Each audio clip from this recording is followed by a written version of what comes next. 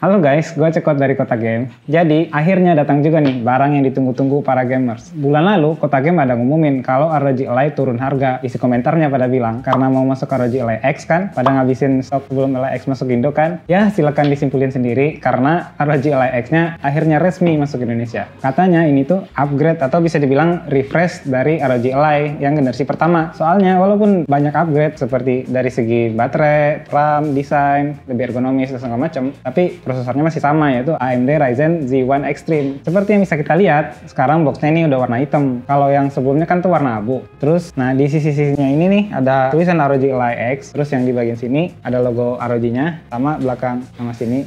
Terus di bagian belakang sini, nah di sini nih di bagian spek kita bisa lihat di sini ada tulisan AMD Ryzen Z1 Extreme. Jadi masih sama ya sama yang lama. Oh ya, jadi ROG Ally X ini cuma ada satu varian, yaitu yang pakai AMD Ryzen Z1 Extreme doang, nggak ada varian yang Z1 biasa. Terus sekarang udah pakai SSD 1 TB yang 2280. Jadi udah pakai ukuran yang sama kayak yang di PC atau yang di laptop, udah nggak pakai yang kecil lagi. Terus juga buat RAM-nya sekarang udah pakai LPDDR5X 24 GB. Udah jauh lebih gede daripada yang sebelumnya, yaitu cuma 16 GB doang.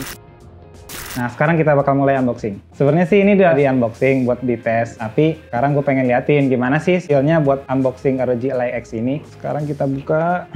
Di sini kan kelihatan nih, sekarang udah diganti jadi 2 USB Type-C yang udah support buat charging dua-duanya. Ini kita buka aja. Ini unitnya yang sekarang udah ganti jadi warna hitam. Lalu di bawah sini itu ada casannya 65 watt Type-C. Terus di bagian bawah sini ada manual book dan kartu garansi. Nah, di bagian sini kita bakal dapetin 2 buah stand. Bedanya sama ROG Ally yang lama, kita tuh cuma dapat 1, tapi yang panjang gitu warna putih. Kalau ini kan dapatnya 2 nih. Dan ini dia ROG Ally X-nya. Kelihatan kan? Warna hitam. Perbedaannya paling mencolok dibandingkan ROG Ally yang lama sih, ya warnanya ini. Sekarang jadi hitam, lebih keren. Gue lebih suka yang ini sih, daripada yang lama, putih. Nah, perbedaan yang selanjutnya itu tuh ada di gripnya ini nih. Kelihatan kan gripnya lebih bulat, lebih enak dipegangnya, lebih nyaman, gak gampang selip juga. Abis itu tuh ada tombol yang di belakang ini nih, tombol makro. Kelihatan kan jadi lebih kecil. Kata orang Asusnya sih, ROG Ally yang lama tuh, yang gede, pada banyak yang komplain. Karena tombolnya sering kepencet gitu kan, waktu dipegang gini, sering kepencet. Nah, kalau yang ini lebih kecil, jadi nggak gampang kepencet. Nah, sekarang pindah ke bagian depan nih. Di bagian tombol action buttonnya ini nih, udah lebih enak sekarang, udah lebih tactile. Mencetnya enak, posisinya analog juga udah dipindahin, jadi lebih gampang buat pindah-pindah antara analog sama tombolnya. Analognya ini juga springnya lebih bagus, jadi mungkin bisa lebih awet ya daripada yang lama. Nah, sekarang buat di padnya, ini juga beda. Kalau yang lama kan cuma ada 4 arah kan, atas, bawah, kiri, kanan. Kalau sekarang ditambah yang diagonalnya. Jadi buat main game tuh kayak misal game fighting, Tekken kan, Electric Wind Gatfish-nya jadi lebih gampang ngeluarinnya di sini. Lalu sekarang pindah ke bagian triggernya ini. Udah lebih lebar sekarang dibandingkan yang lama. Jadi buat mencet-mencet pasti lebih nyaman lah ya. Lebih lebar, terus lebih curve juga dikit ini. Lalu kita pindah ke bagian atas sini. Di sini udah kelihatan ya, ada 2 USB Type-C. Udah diganti, sekarang yang XD Mobile-nya udah nggak ada. Terus yang ini, salah satunya ini nih, yang bagian sini, udah USB 4 Gen 2, dan udah support Thunderbolt juga. Jadi kalau misalkan mau pakai VGA eksternal, coloknya ke sini, udah nggak ke XD Mobile lagi. Terus USB ini dua-duanya udah support buat power delivery dan juga DisplayPort juga. Jadi kalau misalkan nanti mau colok monitor, terus sambil ngecas juga, lebih enak kan, nggak perlu dongle lagi nih. Soalnya udah 2 slotnya. Terus di sebelahnya ada tombol volume, terus di sini juga ada ventilasi. Ventilasinya sekarang ada 3 ya, 1, 2, 3. Ventilasi buat exhaust. Terus ini slot micro SD-nya udah dipindah. Kalau yang lama kan di sebelah sini. Terus juga klaim dari orang Asusnya, di USB ini tuh udah dipindahin, udah jauh dari heatsink. Jadi masalah micro SD yang gak kebaca di ROG Ally lama itu tuh udah nggak ada lagi di sini. Selanjutnya di sebelah tuh ada audio jack 3,5 combo. Terus sebelahnya ada tombol power yang udah lengkap dengan fingerprint juga. Nah, buat yang sekarang tuh tombol powernya cuma dipencet doang. Di sekali pencet doang langsung nyala. Beda sama ROG Ally yang lama tuh kalau dipencet harus ditahan dulu biar bisa nyala. Terus juga layarnya ini tuh udah coating Corning Gorilla Glass Victus DXC. Jadi ini tuh udah aman dari goresan. Terus juga klaim dari Asusnya udah ngurangin pantulan cahaya. Seperti yang gue udah jelasin tadi, ini kan udah pakai AMD Ryzen Z1 Extreme. Alasan kenapa mereka masih pakai prosesor yang ini tuh, karena prosesor ini tuh masih kuat buat main game AAA. Jadi nggak salahnya kan masih tetap pakai yang ini. Cuman upgrade-nya tuh dari sisi yang lain. Salah satu upgrade-nya yaitu RAM-nya yang sekarang udah jadi 24 GB LPDDR5X 7500 MHz. Jadi punya spare yang lebih gede lah buat di RAM-nya. Terus sekarang baterainya jadi jauh lebih gede, pakai yang 80 watt hour. Beda dari yang sebelumnya cuma pakai 40 watt hours kan. Jadi ini jauh lebih gede buat main game, jadi lebih lama. Kemarin aja tuh temen udah nyobain kan main Wuthering Waves, katanya kuat sampai 5 jam loh, tanpa dicas. Terus chargernya ini masih sama ya, 65 watt. Cuman perbedaannya dari ROG Ally yang lama, yang ini tuh udah support fast charging sampai 100 watt. Ya walaupun dikasihnya masih 65 sih. Harusnya 100 aja sekalian. Nah sekarang kita pindah ke bagian coolingnya. Jadi coolingnya ini tuh udah pakai sistem yang namanya Zero Gravity. Itu tuh pakai dual fan di kiri dan kanan. Terus juga ventilasinya kan jadi lebih banyak nih, ada 3. Ini buat exhaust, dan di bagian sini itu intake. Jadi buat main game ini tuh bisa lebih adem, bisa lebih tahan lama. Nah sekarang kita bakal komparasiin ROG Ally X sama ROG Ally yang lama. Perbedaannya paling kelihatan tuh dari warnanya ya. Terus kekurangannya juga kalau yang putih ini tuh gampang dekil gitu. Di sini tuh udah dekil banget tuh. Karena ya yang pakai kan di sini nggak cuma sendiri ya. Anak-anak kotak game pada barbar semua.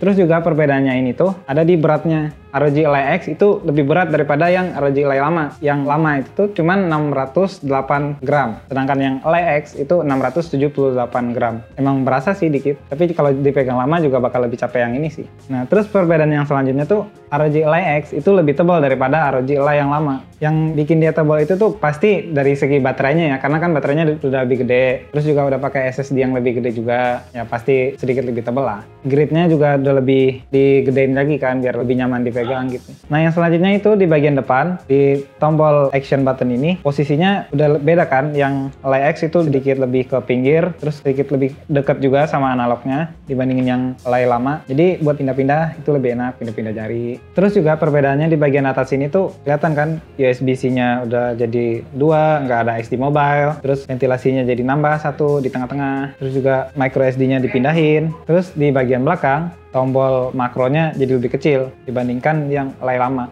Terus seperti yang tadi gua udah mention, ini stand-nya sekarang udah beda ya. Nah yang baru tuh dapatnya 2, ukurannya jadi lebih kecil. Sedangkan yang lama warna putih dan 1 doang panjang gini. Terus perbedaan yang terakhir tuh di bagian pinggir sini nih. Logo ROG-nya udah nggak mantul-mantul lagi. Nah yang baru sekarang dari ROG Ally X itu nggak cuma dari fisiknya doang, tapi juga ada di aplikasi Armoury Crate-nya. Sekarang Armoury Crate itu udah ada yang versi SE. Di sini bisa kita lihat ya, ada animasi waktu dinyalain gitu aplikasinya. Terus juga tampilan depannya juga udah beda. Sekarang tampilannya udah kayak gini, udah kayak ala-ala konsol gitulah. Jadi pindah-pindah game, ganti-ganti game itu enak. Terus di sini juga bisa di-customize gitu. Kalian bisa pencet tombol yang di sini, terus pilih Customize Library. Dan di sini tuh bisa kita lihat, kita bisa ganti modenya yang horizontal, nyamping, atau yang vertikal, nge-scroll ke bawah gitu. Terus di sini juga si ukuran logo gamenya juga bisa dikecilin atau digedein. Terus juga backgroundnya bisa di blur atau di fullin. Nah nggak cuma itu aja. Sekarang di Armoury Crate kita udah dikasih kontrol yang lebih banyak nih. Kayak di sini bisa ganti command centernya, bisa diatur, bisa jadi lebih banyak atau lebih dikit. Terus di bagian sini performance kita bisa atur modenya kayak biasa ya. Nah yang beda sekarang itu tuh kita bisa langsung atur AMD Advanced Graphic Option-nya di sini. Nggak perlu buka AMD Adrenalin lagi. Jadi bisa langsung di sini ada Radeon Super Resolution, ada anti-lag, ada boost, Radeon Chill, bisa langsung di sini semua. Terus di sini juga bisa atur VRAM-nya jadi berapa, maksimal 16 sih. Gede banget.